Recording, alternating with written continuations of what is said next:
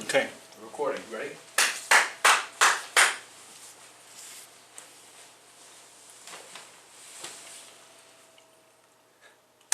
I'm ready. Okay.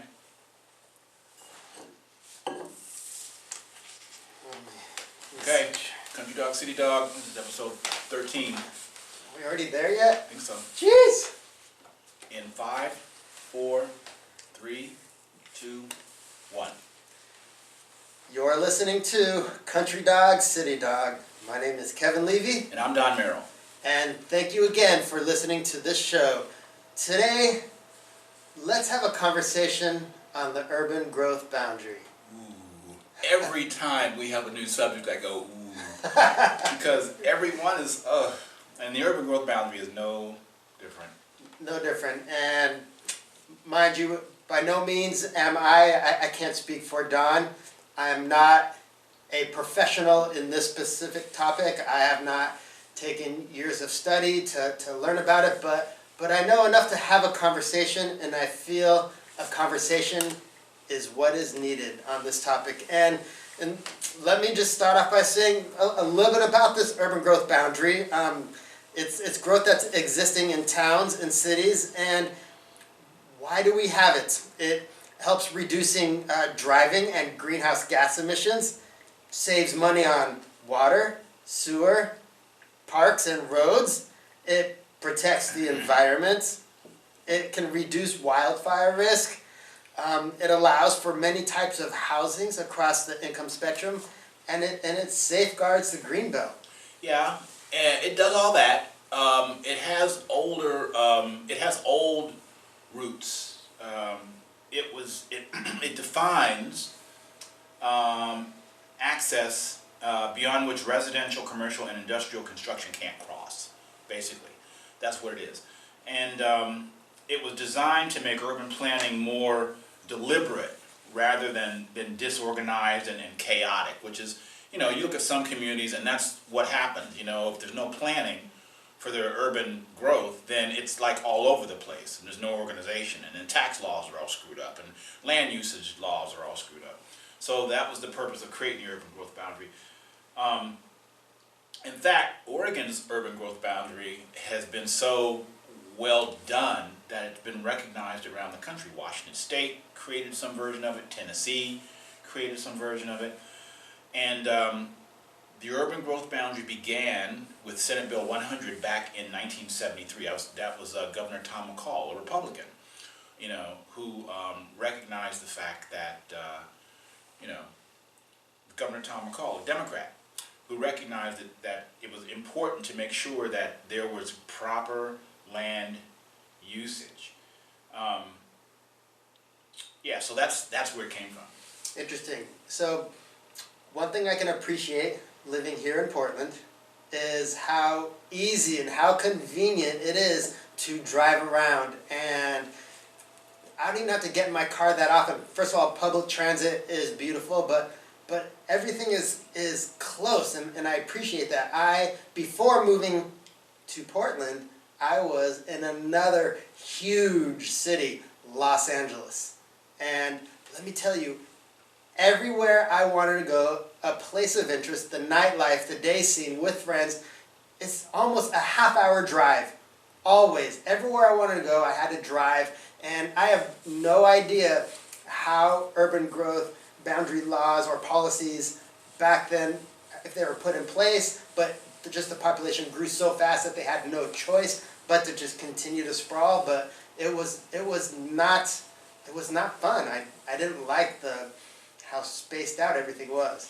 And I used to live in Utah, where you sort of had the opposite problem, where the communities were sort of like in a valley, a desert valley, and on the east of the desert valley were the Uinta Mountains, I think, and on the west of the desert valley were the Oquirrh Mountains. And Salt Lake City ran along this narrow strip along I-15, and urban growth in a desert is a lot different because then you're talking about water, and then you're talking about stuff that you don't necessarily want to try to fight the desert for more land to build something. And so concentration of the growth was within the part of the city that was already established, you know. And Oregon seems to be sort of in the middle. Oregon has all this space that is easily buildable, but because of urban growth boundaries, they're trying to protect the habitat. Yeah, I was just driving.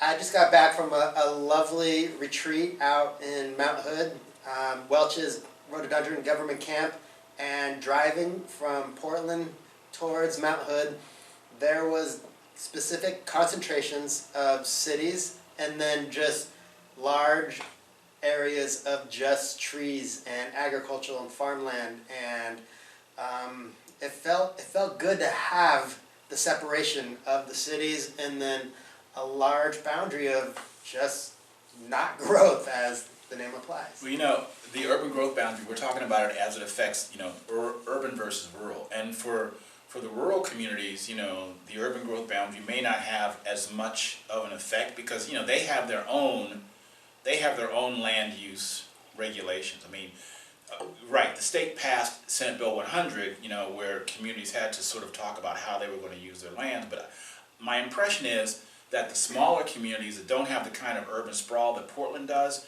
they don't necessarily have the same kind of urban growth issues. They don't have the same kind of need for a specific urban growth boundary. Mostly because, in a lot of those communities, they're dominated by farms, and when you do have industry coming in or commercial factories coming in, they want that. They want those companies to come in and use some of the land that they have available or some of the land that they negotiate to get from the state, for their tax base. But we're going to talk about some of that later. Yeah, some might be asking, what is wrong with sprawling cities? What is wrong with allowing a city to, instead of growing higher, just growing wider? And some people don't like the claustrophobic, dense feel. They want room to stretch their arms, and so it can go both ways. So I have a question for you, Don. Do you feel there directly is a divide when it comes to the urban growth boundary? Is there a rural and urban divide that can we pinpoint, or it's not that simple? It's not that easy to say, yep, it's right there. Well, you had said earlier that you're not an expert on the urban growth boundary. Neither am I. But I would guess that if you have an urban growth boundary around a community like Portland, and then you have other communities that sort of border that boundary, and they want to expand towards Portland. It would be hard for them to expand because Portland's urban growth boundary kind of stops them. So they have to expand in other directions. But maybe they want to expand, towards Portland because maybe that's where it's easier access to markets or easier access to I-5. So I think that there probably is some kind of tension, not conflict, but maybe tension between smaller communities that border Portland's urban growth boundary and smaller communities. Yeah, I could see rural communities really loving that urban growth boundary and how it is set in place, because without it, if there is a lovely small town 75 miles out and a city like Portland or any city around the United States that doesn't have that urban growth boundary and just keeps on spreading just further and further, and next thing you know it's from 75 to 50 to 25, and next thing you know, I mean, obviously this is years in the making, but that lovely rural town could eventually become a suburban town on the outskirts of this big city. Back in 2002, the Portland Development Community, which a few years ago changed its name to Metro for marketing reasons, didn't have a really good reputation under the Portland Development Commission, and so it changed its name. But back in 2002, Metro expanded the urban growth boundary, by nearly 19,000 acres. I mean, that's a lot of land. The urban growth boundary gets adjusted every 5 years to maintain a lifetime, a 20-year supply of usable land. I didn't know that. And there have been a couple of efforts to roll back the urban growth boundary. Both of them were pushed back. One in 2000, that was pushed back by the Oregon Supreme Court, and then another one was pushed back, put on the ballot in 2004, and voters approved it. But then in 2006, voters sort of pushed back against their 2004 decision, and the urban growth boundary helped maintain its sovereignty. And in 2007, urban reservoirs or urban reserves were created by the legislature because they realized that there may be needs in the future for land that needed to be available, for a longer period, but on a quicker timetable than 5 years. And so these urban reserves were created by the legislature and allow the governor to make these kind of snap decisions. Like if there's an opportunity for a new factory to come to town, instead of waiting 5 years for the reevaluation of the urban growth boundary, the legislature made it with these urban reserves that the governor can make a decision like right now. So that's kind of a good thing because it makes Oregon's economy flexible. But then again, it's like the whole purpose of the way the urban growth boundaries were originally set up was to slow things down. And now this new law in the legislature is being considered in the legislature. It gives the governor sort of the opportunity to skip over that process, which some of those communities that you talk about, Kevin, may not be all that thrilled about. Right. Now I was just thinking, so I have friends that have moved out of Portland because they no longer like the traffic, or because of denser populations, there's going to just naturally be more crime. And so they are moving out into small little communities, out along the gorge or wherever. And so I have a question. My friend who lives in a rural community, are you completely comfortable with city dwellers that just want to escape the density and start moving into flooding maybe the small little towns? Do you think that's a good thing? Can that help rural towns by just having an influx of new citizens moving in? Well, it was like I said last week. I mean, people move to the country because it's the country, Right. And then the more people move to the country, it's not the country anymore. So I think that and that was the thing between Oregon and California, if I remember. I wasn't a resident here. Yeah, I did it too, but I wasn't. But I did it for love. So that was I think that was a good reason. Always. All the romantics out there, you feel me, right? But anyway, I mean, for all the people who were in California and who moved to Oregon because like property tax rates were low and housing was cheap, and if I remember, they called it Californication. In fact, there was even a TV show I think called Californication, where people from an expensive place move to a place that's not expensive, and in the process of the move, they sort of change the character of the place they moved to. Do I think it's a good thing? Well, I mean, the United States is a land of immigrants, and I'm not talking about necessarily immigrants from people who cross our borders from somewhere else. I mean, we're a nation of immigrants within our borders too. I mean, people are always moving from state to state for a new life. Go west, young man, and all that stuff, So whether or not it's a good thing for people to go, from the city to the country, I mean, I'm not sure that it matters so much if you don't bring your city attitude with you. I think that these communities, they have a culture of their own, and people. I don't think people will necessarily dismiss you out of hand if you go to them. If you move into their communities, you participate in their communities, you let them know who you are. You don't come with some big attitude. I think, moving to these small towns, if you're trying to escape the big city, they may not be thrilled that you're there because you represent a wave of something to come. But on the other hand, you could invigorate their community. You could help bring jobs. You could be an employer. You could bring your energy to their school board, or whatever. So, it's a mixed bag, man. Right. And what happens when the urban growth boundary is not practiced? Let's take, for example, there's a small town, Dover, Idaho. It's a small mill town that a group of developers came together and wanted to tear down and build upon that old mill and create a resort. They wanted to create a resort there. The city, it was a very small, maybe around 500 people were up in arms. They were not in favor of it, but overall, the developers won. They created a resort. Then from there, they created condos and housing tracts, and there was a fitness center, shopping mall, and even a few mansions that all came up. And from there, just the city just boomed.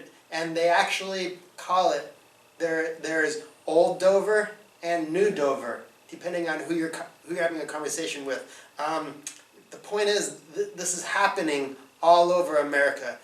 So, is it necessary to do away with the urban growth boundary, or is it important to keep it? There's an argument both ways that this can go, because our population is always growing, and it's great to have this conversation, because again, having this conversation about this topic is the first step in order to make sure everyone just understands and sees other points of views. Well, talking about those urban reserves, it can work. It can work against a community too. Like McMinnville is really big in wine. It's like at the center of Oregon's wine country. McMinnville had to fight for 20 years to get the urban growth boundary expanded so it could expand its wine manufacturing, and its vineyards. McMinnville needed that land expansion in order for its economy and for the regional economy to expand. Even if it's for a good purpose, by a small community, it can be very difficult. Interesting. You were talking about, let's see. Oh, I can't remember. What were you just talking about? You just mentioned something about Dover, Idaho? Yeah, okay. So, this whole thing reminds me of Yellowstone. Anybody who's watching Yellowstone right now knows that the Dutton family sort of like has their own urban growth boundary around their farm, and they were trying to keep resorts out of it, and they were trying to figure out how to negotiate with the Native Americans who it was their land like hundreds of years before. Urban growth boundaries have always existed, but they used to just call them property owners, But, states have this whole eminent domain thing. If they decide that they need some land, whether it's part of an urban growth boundary or not, they make this come in and say, we need this for development. We need this for the future of the state. We'll pay you a fair price, but you got to get out. So, this whole thing about sovereignty of ownership and who gets to go where, it's a really big deal. Interesting. I was just an interesting fact that I read while doing my research. According to the Brookings Institute, 56 metropolitan areas with populations exceeding 1 million, all the way from Fresno to New York, Fresno, California, New York, they now account for 57% of the nation's population, 60% of its jobs, and 66% of the economic output. How many communities? 50, how many? 56 metropolitan areas 56, with populations exceeding 1 million. 56 metropolitan areas account for 50%? 57% of the nation's population. Holy crap. Yeah, 60% of the jobs and 66% of the total economic output that the United States produces. I didn't know that. Yeah, it's huge numbers. Interesting. The effects of the urban growth boundary too, are nothing to be ignored. Like here in Clackamas County, there's the Hobson Demonstration Forest. Okay, it's run by the Extension Service. Clackamas County in conjunction with the University of Oregon, I think. So the Hobson Demonstration Forest in Clackamas County, my granddaughter, she had a school project where she had to set up a trail camera. It was like an ecology project. She had to set up a trail camera for 24 hours just to see, how many animals the trail camera could capture. So we went back the next day, and the only thing that was on the trail camera were some dogs. People were walking their dogs. There was I think there was like a deer or something. Not a whole lot of stuff. And the way it was explained to me by the ranger there was that the animals had moved further and deeper into the forest. So they were not utilizing the entire forest as their habitat because people had started to encroach on the forest for walking their dogs or for having, not exactly having picnics, but there are hiking trails in there. So people hike through the forest. And, the animals go deeper into the forest to get away from people because people are walking in the forest along the fringes of the forest, which represents a boundary. And so, it's like the habitat doesn't really benefit from the fact that the animals aren't able to use the entire habitat. It affects the health of the habitat, it affects the health of the animals, they don't use the entire space. And, and the other part of that, and something conversely also happens. Sometimes animals do cross the urban growth boundary, or do cross boundaries into human populated areas, right? And so you have these stories of bears getting killed in neighborhoods and coyotes chasing down cats and dogs that people have outside, or cougars under people's houses. So that's the other effect of that boundary between human populations and animal populations, and it means that part of the reason why that happens, part of the reason why those animals come into the city, in the urban area, is because sometimes as the wildlife guy said, people, they mean well. They have these bird feeders up, they put their food out, and they think that they're helping animals. Well, what happens is they overfeed the birds, they overfeed the squirrels, they overfeed the field rodents, and those big fat birds and cats and rats attract the coyotes and the cougars, because for them that's a food source, right. And so now you have cougars in neighborhoods, looking for house cats, So he was saying, this thing about where the urban ends and the rural begins, people have to recognize they have a responsibility in that. And they're not saying don't feed animals, but they're also saying, animals have been around a lot longer than bird feeders. I mean, they can find food, And if they don't find food in the winter and some of them perish, they say, well, that's kind of what we call the circle of life, It's like animals, they dwindle their populations in the winter, they bring back their populations in the summer, Yeah, you bring up a great point that I never thought of until just now, is the impact of animals and how the urban growth boundary not just affects people, but animals too. And in many ways that, in fact, I would invite you, cougars and coyotes, why don't you write in to countrydogcitydog.fm and tell us your thoughts. But, it was reminding me of something, just to jump back quickly. There's, about Dover, Idaho, it was a quote that just kind of fascinated me, so I just want to share this. This quote is from the End Times, where they said... Now, what is the End Times? The End Times is a magazine that did an article on Dover, Idaho, specifically regarding how that mill was bought out by... Okay. So they quoted this, and it fascinated me, but they said, Dover is the story of the rural West, where survival for working class people once meant logging and agriculture, and now it means building homes or waiting tables and being grateful that you have a house to build or a table to wait on. That was powerful to me. And for people who are traditionalists, who have always seen the rural lifestyle to be a certain thing, an honorable thing, a self-sufficiency thing, a quote like that could really make someone feel demoralized. Yeah. A whole community could feel demoralized over that. But the urban growth boundary happens in part also because it's like you establish boundaries. People always say you establish rules first, and then you know how you can break them. And I wonder sometimes if like for instance, in North Plains, Intel is building a huge chip making factory. Okay, and farmers and environmental folks up there are worried.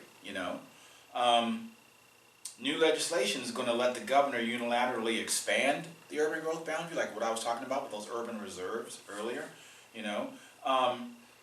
Last year, Oregon had the chance to get an Intel plant, and Intel went to Ohio instead of Oregon, and that burned the legislature. And so they Do you remember decided, why? Why did that? I think it had to do with tax credits and land availability.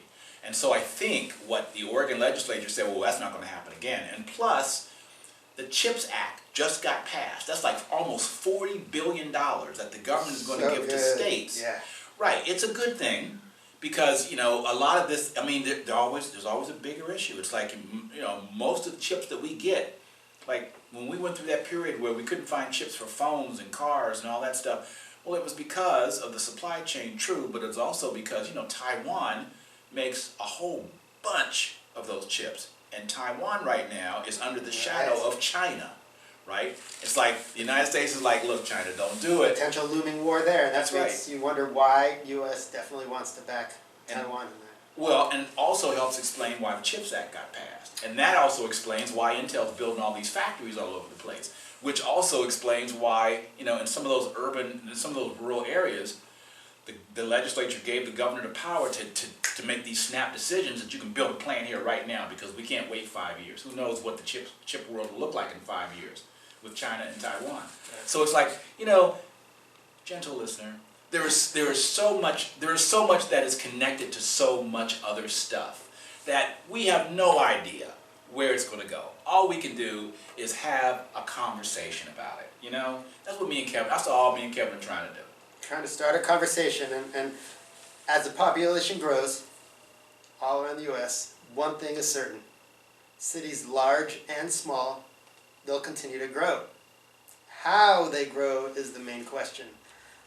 You know, respect amongst your neighbors, far and near. That's vital to keeping the peace and allowing businesses to thrive. If you have an issue, find a way to talk about it. Don't let issues fester and stress you out. Talk to a friend, talk to a family, talk to your therapist. Just have that conversation, whatever it is. If it's a conversation about the urban growth boundary, we would love for you to write in and have that conversation with us. You know, keep the drama out, keep that communication flowing, and as a whole, we should be able to get along just even that much better. Just that much. The communication just makes all that difference. One other thing I wanted to say about you know, companies that come to rural areas, you know, I mean, we haven't said anything about the urban areas because of course the urban areas benefit. You know, they benefit because, you know, probably their populations are going to be going to some of these rural areas to work. Right. You know, and so, you know, those people, you know, they got jobs, or they're going to have jobs, and they're going to, you know, probably bring their money back to the urban environment and spend that money, and so, you know, that's good for the urban environment. You know, but for the rural environment, like for instance, you know, when those factories get built in some of those rural areas, it's good in a way because it means that the children of the people who live in the rural areas, they won't have to leave to find better opportunities in the city because the opportunities will be there. That's a good point. You know, I mean, that's one good positive. But a negative about, you know, the change in the urban growth boundary and, you know, the allowing of some of these big factories to be built quickly is that, you know, like for instance, the Oregon Farm Bureau, they're totally against changing the urban growth boundary. They got 7,000 family farmers who are against this, you know, because of the changes. And they're saying, look, why don't you look at the land that's already inside of the urban growth boundary instead of considering making changes outside of the urban growth boundary? In other words, on our land. You know, it really is a conflicting situation for them because on one hand they want the industry, you know, but they also want to keep the tradition. It's hard. And you know, I mean, I guess the only other thing I could say is, like Kevin said, you know, we're just trying to have a conversation. So, you know, if you have something that you want to share with us, as long as it's not mean, go to our website, countrydogcitydog.fm. Thank you so much for listening. We had a great conversation. We hope you enjoyed it as well. My name is Kevin Levy. And I'm Don Merrill. And thank you for listening. Cool. Yeah, it was great. What'd you think? It was fun. You know, as I pointed out, it's not my strong point, but I love how our conversations just continue to go. Something that I thought at first was, as I mentioned, that I'm appreciating more and more is you have the gift of gab. You have a gift to keep a conversation going and flowing, which always puts me at ease. Yeah, well, I mean, I have to say the same thing. I mean, you pick up really well, and you do good background research. I mean, what we talk about, it seems to be getting better to where what we're able to say kind of flows into each other. Right. Yeah, I love it that we kind of, our research goes in different places, and so it's very rare that we're going to be talking about the same thing. Although, who knows, our next episode, we're like, I was going to talk about that. Come on, man. I told you that my computer failed, right? You did. Yeah. Oh. I'm having one built. So right now, all of our episodes are on this. So, and I mean, this has been a good PC too, but I guess, How much memory are you going to put in your new one? Oh, a bunch. Like a terabyte at least? Yeah, at least. And, it's been so disappointing because, I mean, I want to think that, I have a computer and my computer has my stuff on it and my computer will never fail. But it's been so disappointing to have that stuff fail, even after I was told by people who fixed it. They said, oh, this will never fail. And then I put all my stuff on it and it failed. Mm-hmm. So now I'm just like so scared of computers. Yes. Back up your backup.